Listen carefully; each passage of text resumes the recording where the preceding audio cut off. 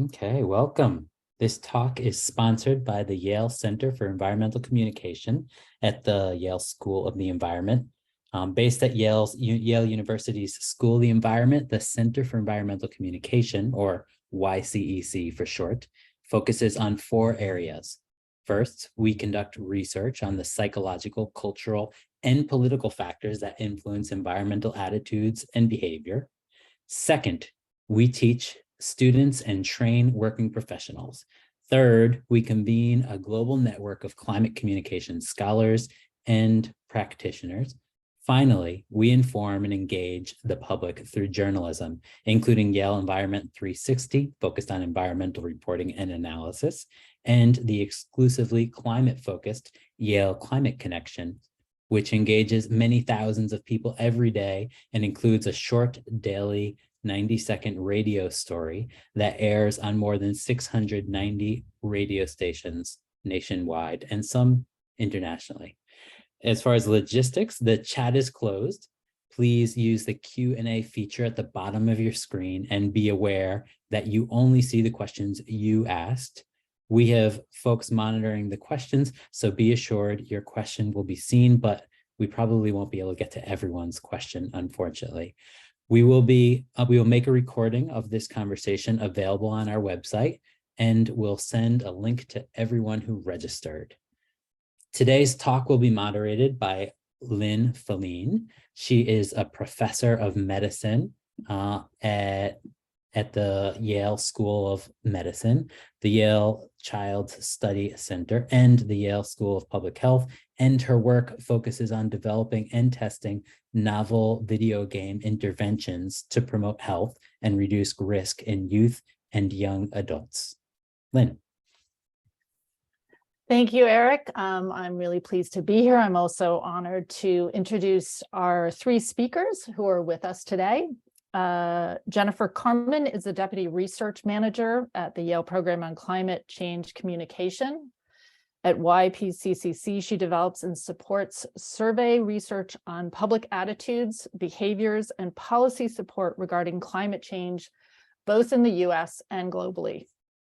We have Marina Pizarros, who is the head of sustainability at Unity Technologies and the author of The Atlas of Disappearing Places, Our Coasts and Oceans in the Climate Crisis. She's a senior fellow at the Atlantic Council's Arched Rock Resilience Center and has led climate change action programs across the public, private, and non-profit sectors for over 15 years. And Deborah Mensah-Bonsu is the founder of Games for Good, which focuses on harnessing games and industry for social impact. She and her team consult for console and mobile studios, as well as UNEP's Playing for the Planet, where she co-created the Green Game Jam, which won Best Innovation at the PG Mobile Game Awards in 2022. So welcome to our speakers, and I will turn it over to Jennifer. All right. Thank you so much for the introduction, Lynn, and thank you everyone for having me here today. So give me just a second and I will share my screen.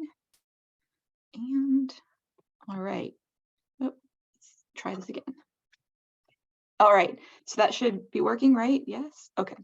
So as Lynn mentioned, my name is Jennifer Carmen and I am the Deputy Research Manager here at the Yale Program on Climate Change Communication, or YPCCC.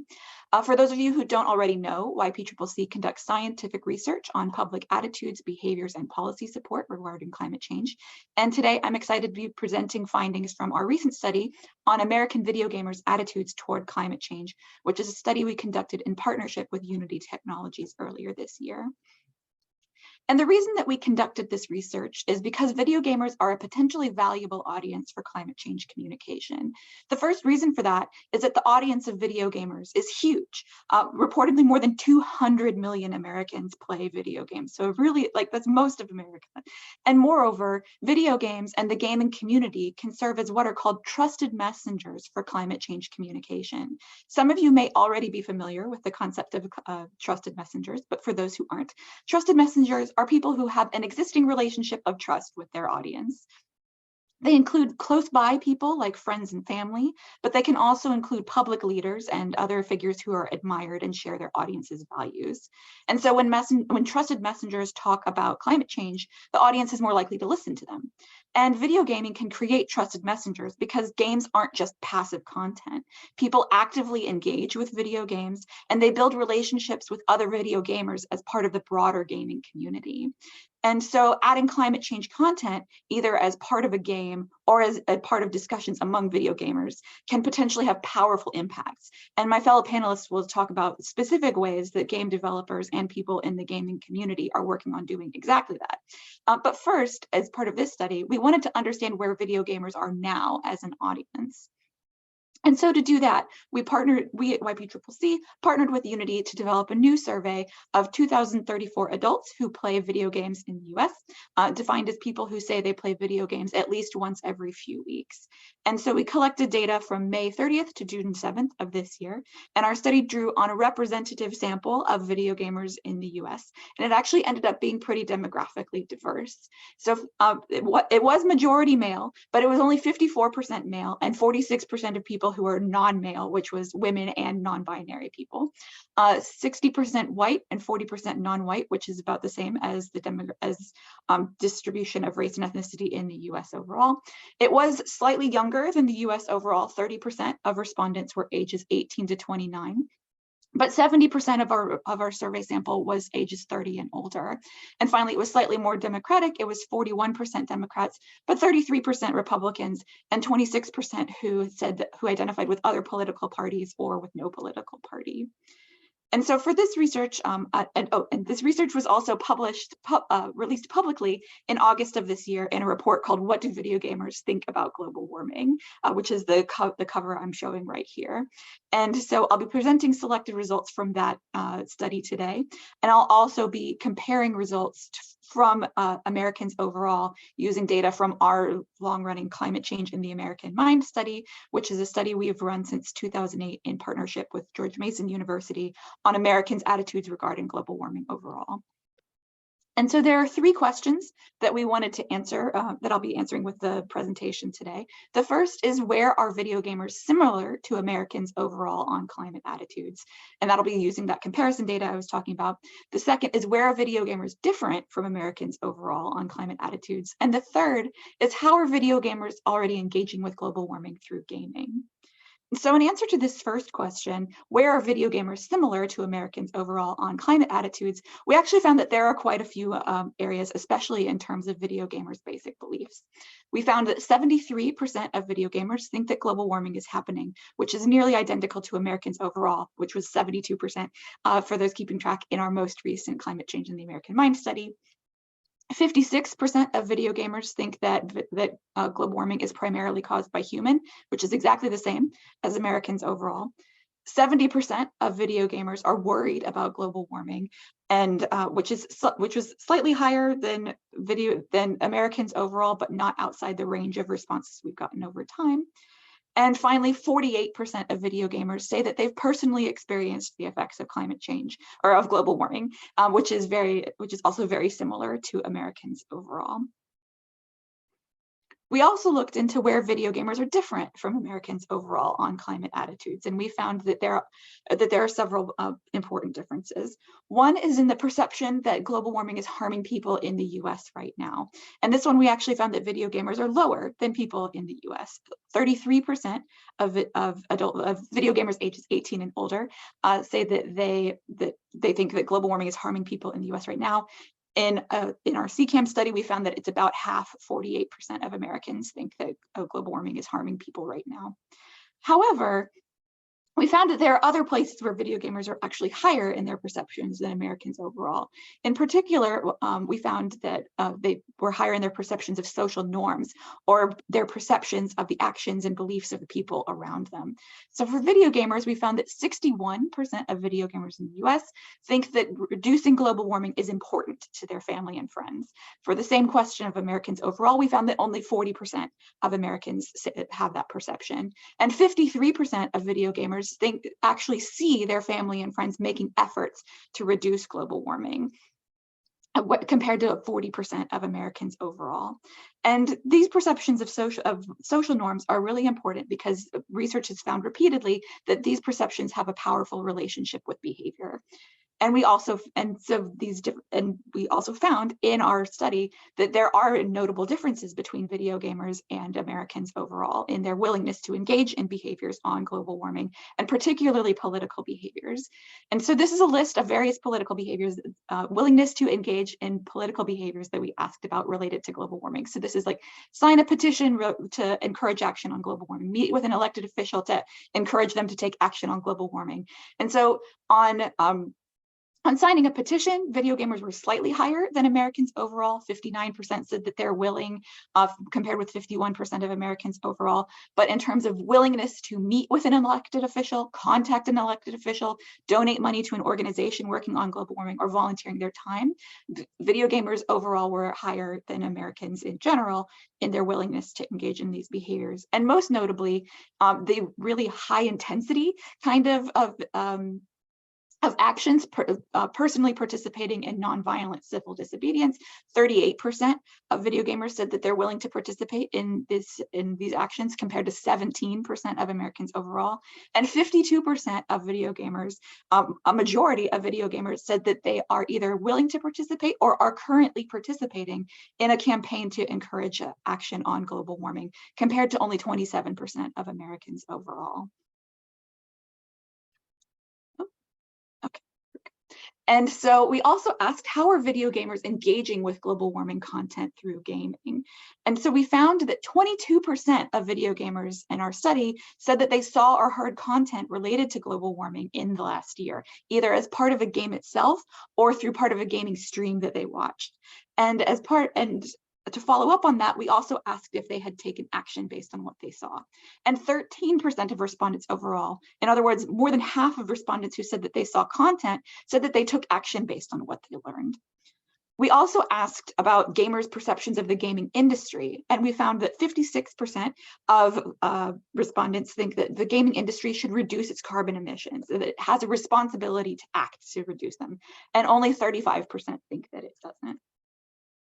So there are two key takeaways, I think, from this research.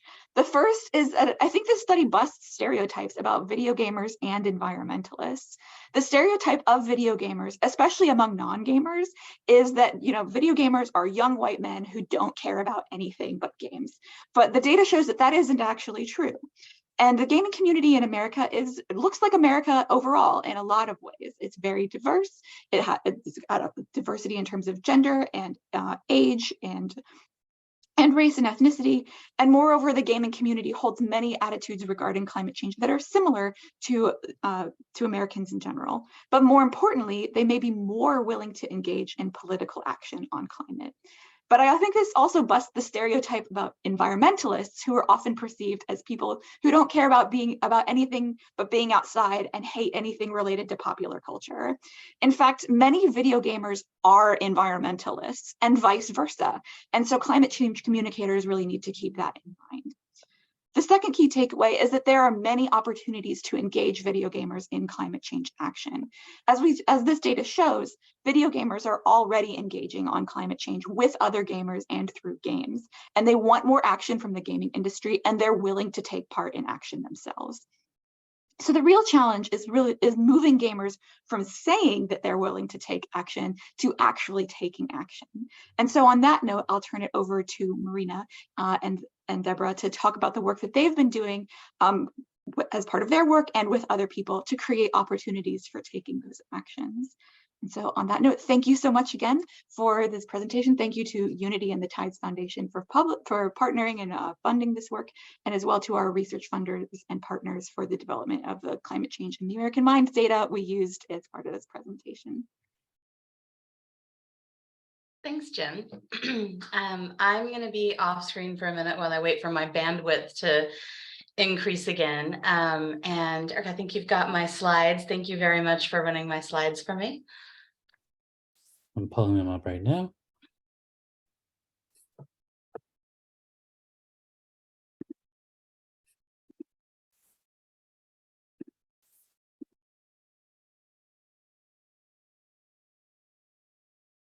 There we go. Great. All right, thank you. Well, hi, everyone. As Jim mentioned, I'm Marina Pisaros. I am Unity Technologies Head of Sustainability. For those who don't know, Unity is the most popular game engine out there, and part of my job is supporting game developers in bringing about a more sustainable world. And so, as you can imagine, I see a ton of live games and game ideas, and one of the most common pitches that I get is people come and say, I want to make a video game to save the world. How do I do that? So I thought that I would introduce myself and my work by sharing the advice that I give to everyone who asks me that question. So here we go. Can you go to the next slide? Thank you. So my first piece of advice that I always have is to expand your definition of a green game. As you saw from Jen's deck, you know, video games are everywhere. 3 billion people around the world play them, and they drive culture. They are part of the media and entertainment world that is so impactful for how we think about the world that we live in. And as you also saw, video games are played by all kinds of people, and they're playing all kinds of video games, everything from jump and runs to strategy, open world explorations, puzzlers. The list goes on and on. And Deb works really closely with a lot of live titles across all of these genres and themes. And so I'm looking forward to hearing what she's learning there. I mentioned genres, and that list is really long too. Sci-fi, fantasy, anime, utopia, and dystopia. And I wanted to talk about that for a minute because I think that in the a lot of content about climate change is pretty dystopian. And I think it's easy to understand why. You know, climate change is already causing devastating losses to the people and the places and the species and the experiences that we all love. And for many people, it's overwhelming and traumatizing to confront those losses. And a lot of people either want to just switch off completely, ignore the issue, or they focus intensely on worst case scenarios and catastrophes. I see this in books, I see it in games, and I think that we need more content and games that help us transform that fear and that grief into knowledge and action. And I think that we can do that by painting realistically optimistic visions of a future that's worth working towards. We will not have back a lot of the things that, you know, for me, example, I had when I was younger, and we will continue to see loss and problems. And that does not mean that all hope is lost. And I think that games have the opportunity to help people spark their imagination and visualize, you know, what it is we can hope for and what it is that we can work towards. Here are a couple of examples on the slide of that. Just one is a game called Samudra, which is this beautiful puzzler game about plastic pollution in the oceans. And its creator, El Lim, calls it his storytelling empathy machine. And I like that. I think that the art and the content and the mechanics in games can not only build empathy, they also entertain. And there's been a lot of great work around education. Games can also normalize new behaviors, break stereotypes, and build individual and collective climate resiliency. So one of the areas that the Atlantic Council is focused on right now is thinking through how we can, you know, how we can build resiliency in games. And I'll talk about that in a minute. And then finally, what Unity is doing in this space, we provide creators with grant funding and other support. Our flagship funding opportunity is called Unity for Humanity, and we issue open grant calls for Unity for Humanity twice a year. So if you are a game maker or a creator of AR or VR experiences, you should definitely check that out. Next slide, please. So my second piece of advice is to look for ways to blend in-game and real-world experiences. So as opposed to other forms of entertainment, games are interactive and players themselves shape the outcomes of games. And technology like AR and VR can stitch together the physical and digital worlds. Pokemon Go is probably the most well-known example. They've done some really cool things with in-game rewards for real-world behavior like community cleanups. And then just my own background is in climate change science. And so one of the games that I get really excited about is called Ahika Rangers, and players receive in-game missions to complete out-of-game tasks, like endangered species counts. And then the data that players collect is packaged up and provided as citizen science data to the international research community. I think that's just wonderful, and I would love to see more projects like that. Another example that I love is VR design charrettes that help local communities kind of contextualize resilience strategies that would work in their area. So urban cooling zones or natural flood buffers in coastal communities. And what we're doing here is we've partnered with researchers like Jen to understand what players think about climate change and how to best engage them in positive action. Next slide. So this is not about the content in games, but something that I firmly believe. My final piece of advice is for game makers and our entire industry to decarbonize our own operations starting right now. We do not have time to wait. And like every other industry, the video games industry has a carbon footprint. And like every other industry, we need to do full accounting of that footprint.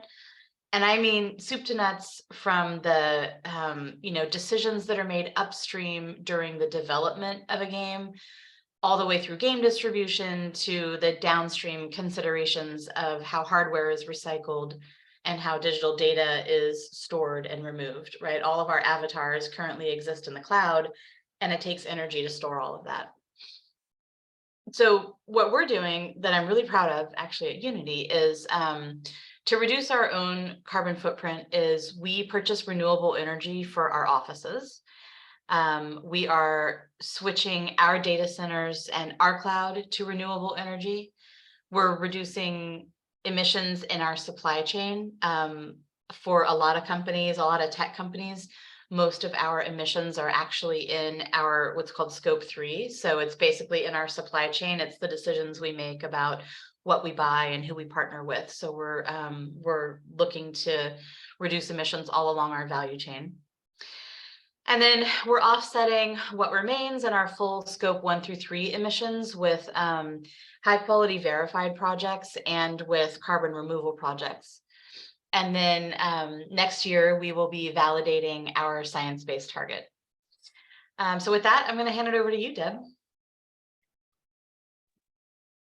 Thanks. Hi, everyone. I'm Deborah. Let me just get my slides up here. Oh.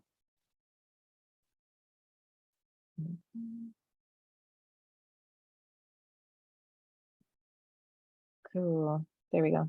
Can we all see that? I guess there's no voice feedback. I'll just assume that we can all. I got a thumbs up from Jennifer. Great.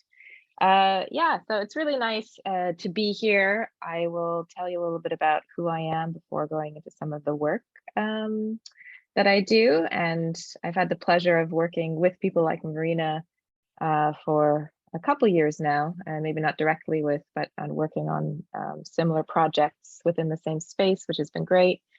But so for myself, I've been within the games industry for roughly 10 years now. I started out in console games, then moved into mobile games, and then within the last 5 years or so, kind of made the shift into social impact in games. And so I work across kind of a spectrum of different issues. So not just working on climate or the environment, although that has been kind of a focus for the last few years for sure.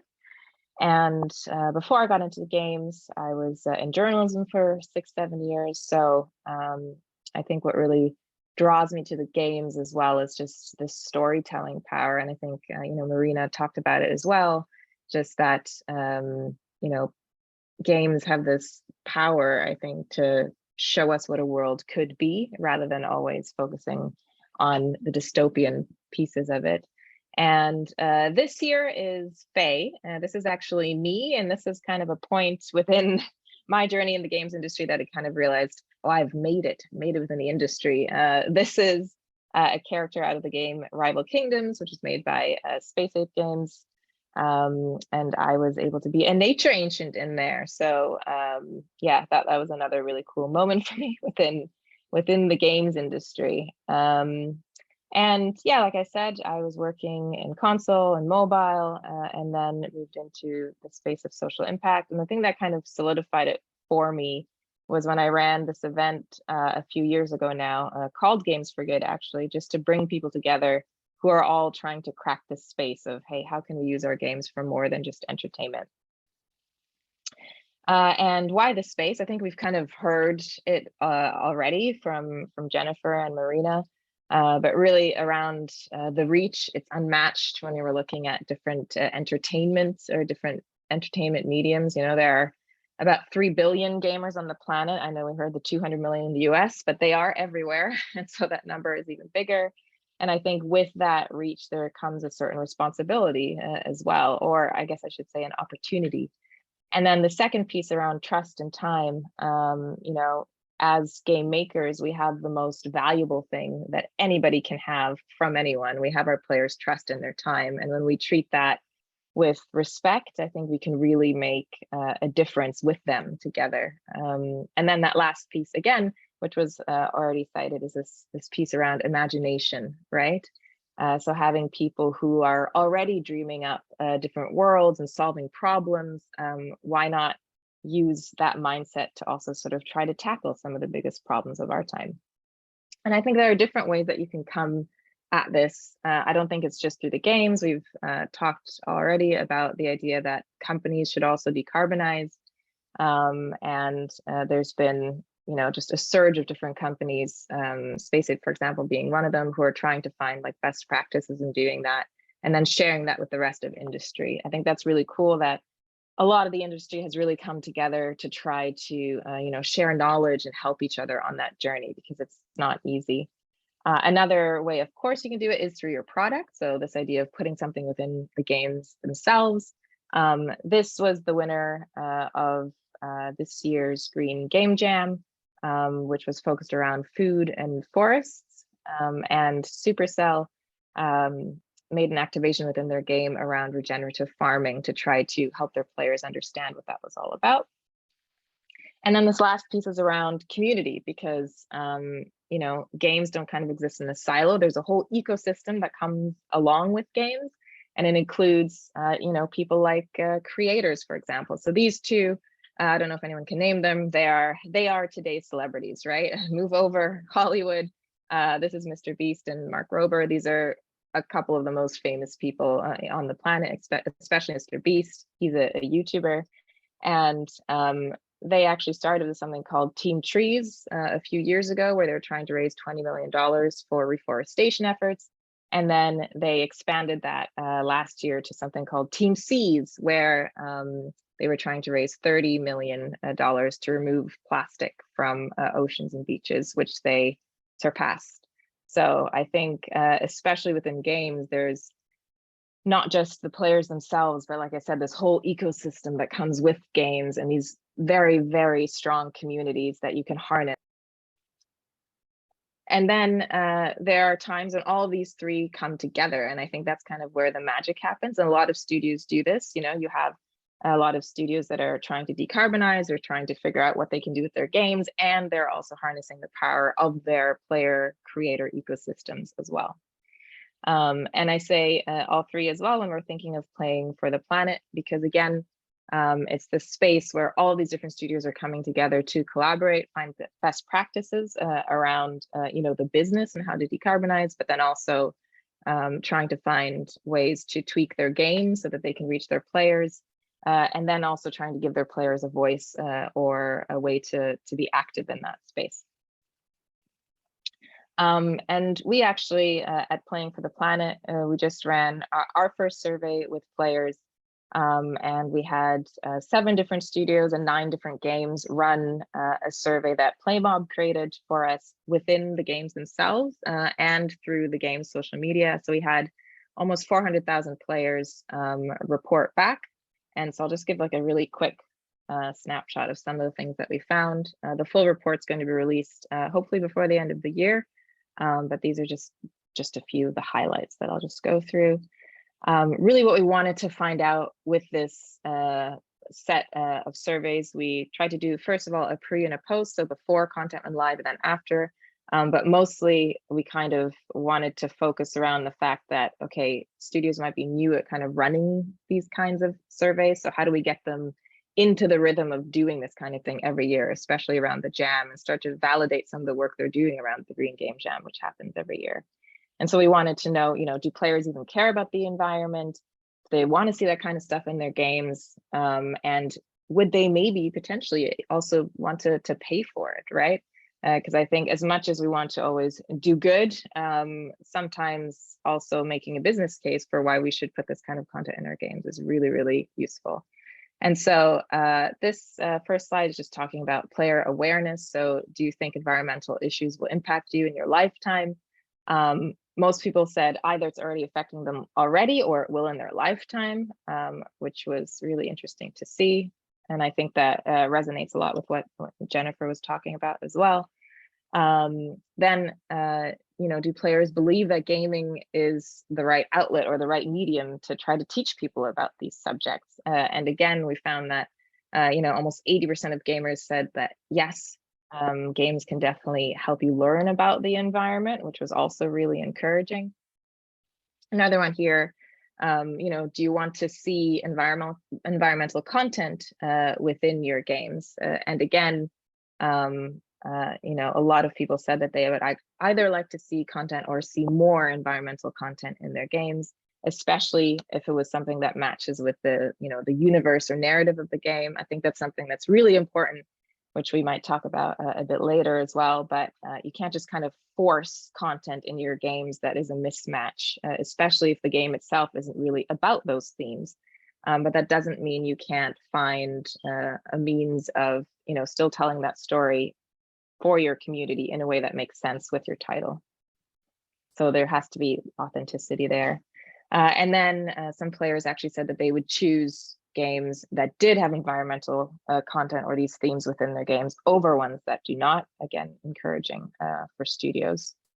And then this last piece is around, would you potentially be willing to pay for some of this content? And again, 2/3 of players said they would. There are some caveats to that as well. For example, if it adds to their game experience, or if it supports a good cause, or if it teaches them something new. And I should also say that, this survey, it's not something that we, partnered with, for example, Yale on. So we're still sort of in the early stages of the academic rigor behind these things. But we did work with Queen Mary University to put together that survey. And what we're looking at now is, cool, how do we build out some of this in future years, get more partners on board and really solidify that academic rigor as well. But I think what we do have is just, again, that reach to so many players to hear what they're really thinking about these subjects, which is great. And then the last piece I just wanted to share is around the Green Game Jam, which is going to happen again next year. And this time the theme is wildlife. And we're partnering with Milky Wire, Internet of Elephants, and Google for next year's jam. We're focusing on 3 different ecosystems in different parts of the world where we're trying to conserve wildlife and conserve the habitat. One in the Amazon, another in the Himalayas, and then one around Africa in the Western Indian Ocean. And these are some of the species that we're looking at protecting for 1 year. They're kind of our mascots. So we have the harlequin toad, the snow leopard, and the manta ray for these different areas. But of course, there's a plethora of species that also fall within those areas that people then get to kind of make content around. So I will stop it there and hand back over.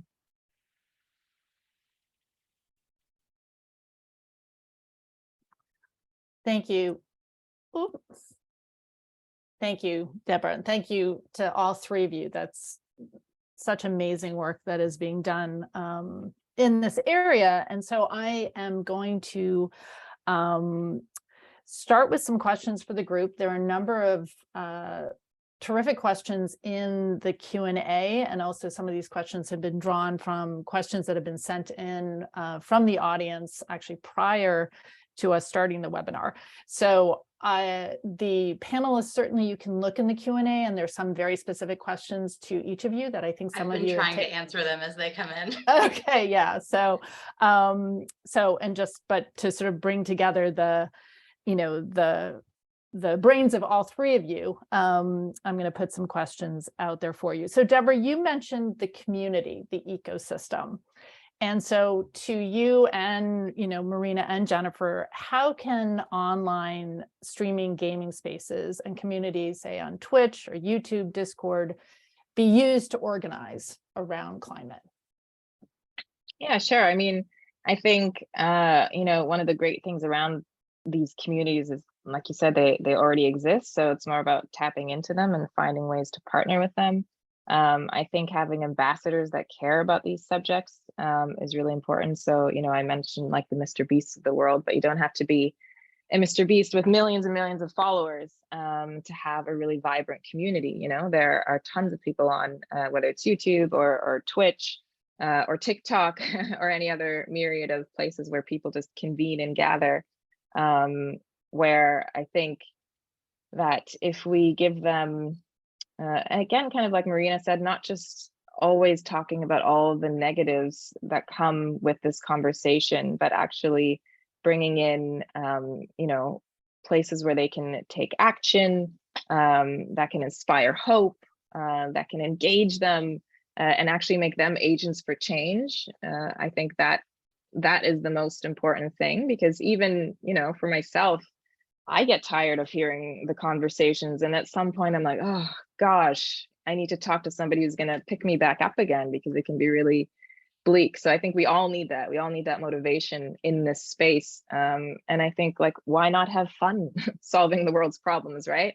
If we're in the game space, I don't think we can be all doom and gloom. It's still about having fun. And sometimes I think we forget that. And that's something where this community is really, really powerful. Like, they're there to have fun together. And if we can help them do that, whether it's through, you know, a charity stream, whether it's through creating content around a cause, yeah, I think that's really great. Marina, thoughts on that? Yeah, I'd add to what Deb said.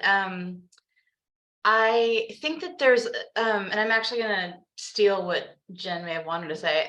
So Jen talked about trusted messengers, and I think that the influencers like Mark Rober and Mr. Beast are those trusted messengers. And so an example from my life is I have children who of course are obsessed with video games and do not get anywhere near as much time with them as they would like. But one of my kids was watching a creator called Laserbeam a couple of weeks ago, and he, you know, was really excited to show me how Laserbeam, who is a streamer, he'd basically done like a cheeky Fortnite walkthrough about climate change. And it was just so, I watched the whole thing because I was amazed at how the messages and what's important to him had just been like seamlessly integrated into the content he was already producing about a video game that already exists. And, you know, it attracted my kid to it, who, you know, I actually was surprised that he brought it up because he has to hear about climate change from me all the time. So I was surprised that he was like, hey, let's talk more about this. But I think he was just trying to actually get more screen time by watching it together with me. So I would say that, you know, there's the influencer piece, which is really huge. And we've seen how like impactful what they're asking their community to do can be. So I would say one, I talked a little bit about the kind of games that can be created to drive real world action. You know, my example was Ahika. There's a bunch of games now that are taking like data streams.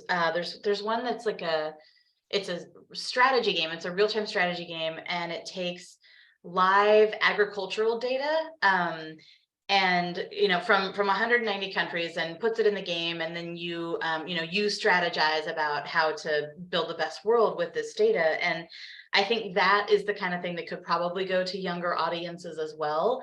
But it's amazing to me. I talked a little bit about stitching together the digital and the physical worlds, and that to me is another good example of that. When I think about who views that on Discord through Twitch streams, that's a way to begin that conversation. And then where we need to go next is have mechanisms that people can feed back into those games, engage with each other, and create communities around there. The IGDA, which stands for International Game Developer Association's Climate Special Interest Group, it's a very long acronym, I'll put it in the chat. The IGDA Climate SIG is actually a Discord community for all kinds of creators. Most of them, I think there's a lot of indie developers who are working on games. And so they've come together to sort of learn there about how best to decarbonize their games and support action and the kind of things that we're talking about here. That was a very long answer, so I will. Oh, that was great. Actually, there's one more, just speaking of community, and they actually won Best German Game yesterday. And it's a studio out of Switzerland. They're called Stray Fawn Studios, and they made The Wandering Village, and they actually like almost co-created that game with their community. And it's a city builder, but it's actually taking place on the back of what looks like a dinosaur. So it is a village that is being built on the back of a living being that then goes through these different almost like ecosystems it has to deal with. So they've taken this conversation of environment and climate change and how do you protect animals and nature, etc., and partnered that with a city builder, which usually is about the destruction of those spaces. So how do you keep those two things in balance and then teach gamers through the game mechanics how to maybe think about these things differently, which was, yeah, it's like a wonderful, wonderful example. I really, really suggest people check that out.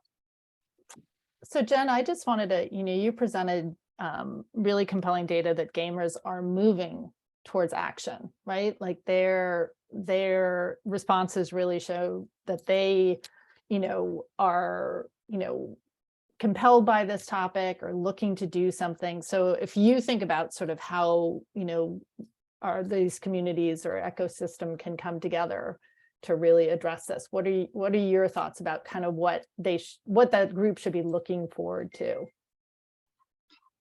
Well, I think that I kind of think about this from a different way. I think about this more from an audience perspective than from a developer perspective, just as a survey writer and as somebody who is a video gamer, but not a game developer.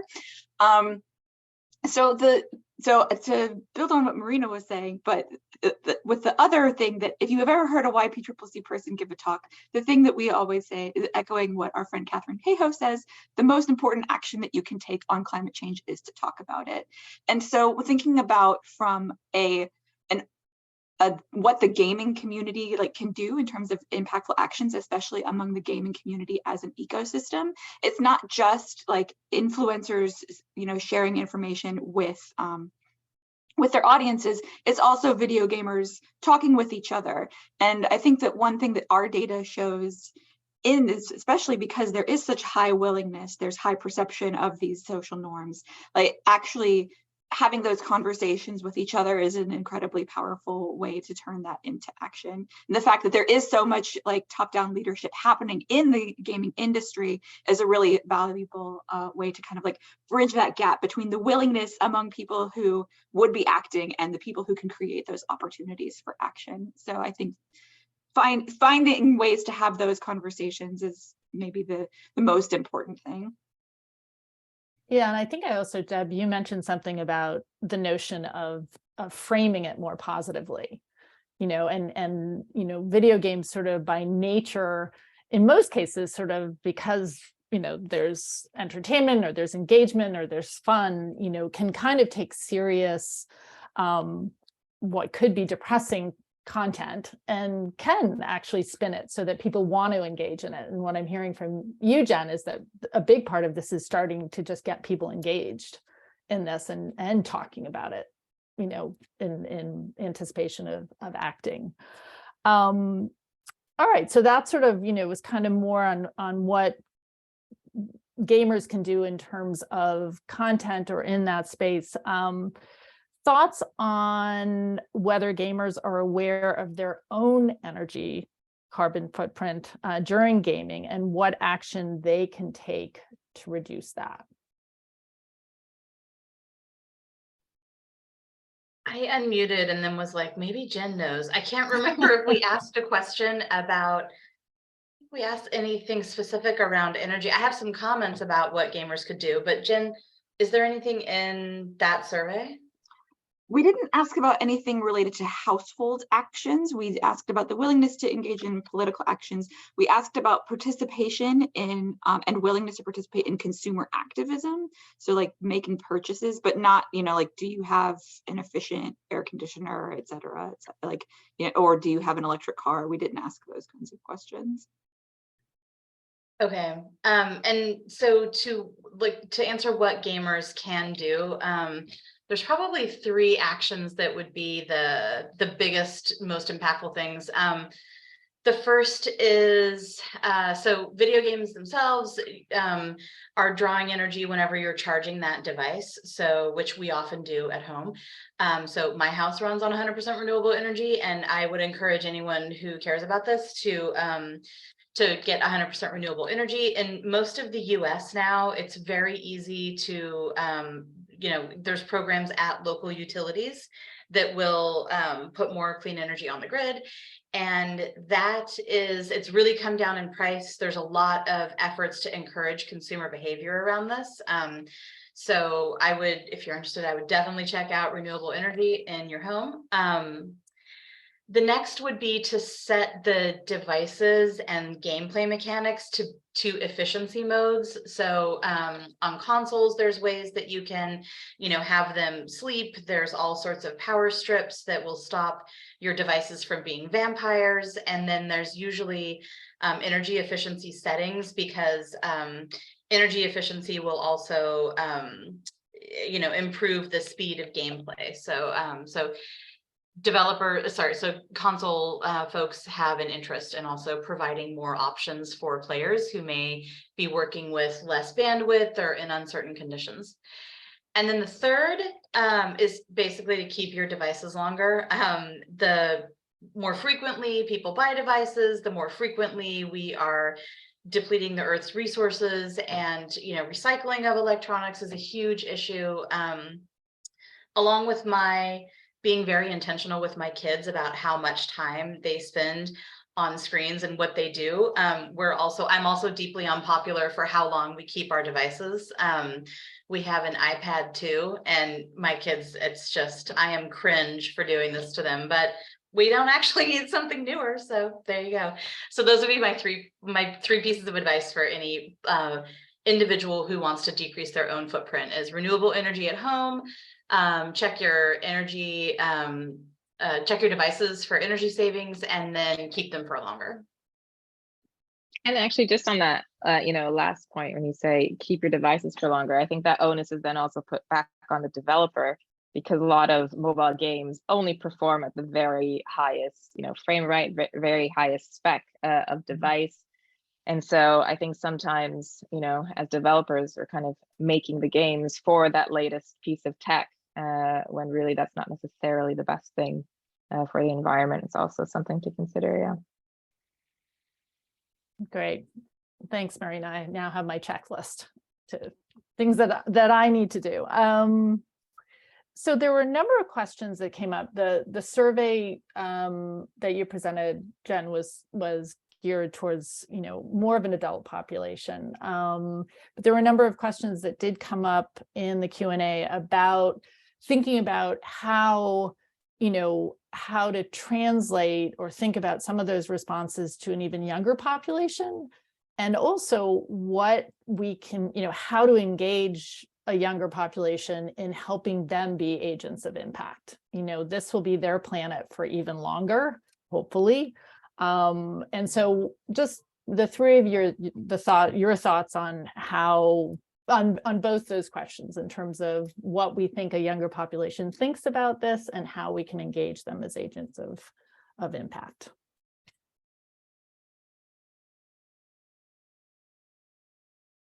Anyone can jump in. I spoke last, so I didn't want to go first. You go. Okay, well, I can jump in. Lynn, I'm actually interested in your thoughts on that because I know that you do work on that as well. And so, because our study that we talked about here today focused on adults ages 18 and up for logistical, like all the reasons why you don't want to do surveys with people under 18, like that. But there have been studies that show that that among youth there is like a positive relationship between being more socially engaged in games and being more willing to take political action. Some of these like relationships are similar, like that, but actually in the US, at least from what I've seen, a lot of that engagement work takes place in education. That there are a lot of the main place where a lot of this engagement around climate issues, especially in the classroom, because that's a unique space for putting games in front of people that, with the adult population, you don't necessarily have. And so there's a ton of research about how games, and I'm like I'm sure you I feel like I'm saying your background for what you do, but there's a lot of research on how students can be more engaged, can be more interested, can also have more learning opportunities, that games are a potentially very powerful educational tool in the classroom itself, and not just, but that video games outside the classroom can have all these opportunities for engagement that Deb and Marina have already talked about, but within the classroom, particularly among youth, it's a sort of unique opportunity. Yeah, I mean, I would chime in that I completely agree that I think that, I'm curious in some regards to know sort of what a younger population, what their perspectives are on climate change. That's not an area that I personally know, but I am 100% believer that games can impact, human beings on any topic that we want them to. And I think it would be, I'm not sure what there is in the field for younger, kids and teens on climate change in terms of video games, but I think it's an incredibly powerful tool, not only to educate, but really shift their attitudes and their perceptions of what the risks are in terms of the health of the planet. So, and maybe, Deborah and Marina, you can speak briefly just on what there is in terms of for younger populations, in terms of video games that do address this and try to help change sort of the perceptions and attitudes of a younger population. Sure, I'm sure Marina's probably also got it's late, but I would say like there are tons of games that also aimed at a younger audience. I think like Us Two is a great example of that, and Alba. They won a ton of awards with their game kind of focusing on a younger generation and their connection to the wild. So Alba is really one to check out, which is sort of safe for younger people. But then I would also say, from my experience, because I've done a lot of work with youth, etc., and oftentimes when they're working on projects, they're already thinking about this stuff anyway. Like we don't need to actually tell them. So anytime I've been a judge for like a student game jam, for example, and I just put that in one of the answers to the questions as well. Like if you want to get your students involved in this stuff and in games, like get them involved in game jams where they'll get to meet other young people, work in a team, collaborate, and then make things around the things that they are passionate about, which happens to be a lot of the time things like mental health, climate. Like they are just way more switched on, I think, than older generations when it comes to those things. At least that's been my experience. Anytime I've kind of come across young people within the game making space, they're already thinking about that, right? Inclusion, diversity, mental health, climate, like they're so I would say like listen to them and lift up those voices. Yeah. Marina, any other thoughts on that? Yeah, I just like +1 to everything that Deb was saying. And I'll put on my previous life hat for a second here. I used to work for NOAA, the National Oceanic and Atmospheric Administration, and I did a lot actually of climate change education with the general public and also with younger audiences. And what I have found is that younger people are really savvy. In the US, there are NGSS Next Generation Science Standards that are taught in classrooms. They know a lot about the science. They know way more than adults about the science, about potential impacts. What I have seen from the kids I've worked with, so again, like not a representative sample of anything except my own life, is that like they know what's happening and it's not good and they don't have a lot of options. And so one of the areas that I've reflected on over time, and I think it's getting better, is that the general climate science education has been amazing.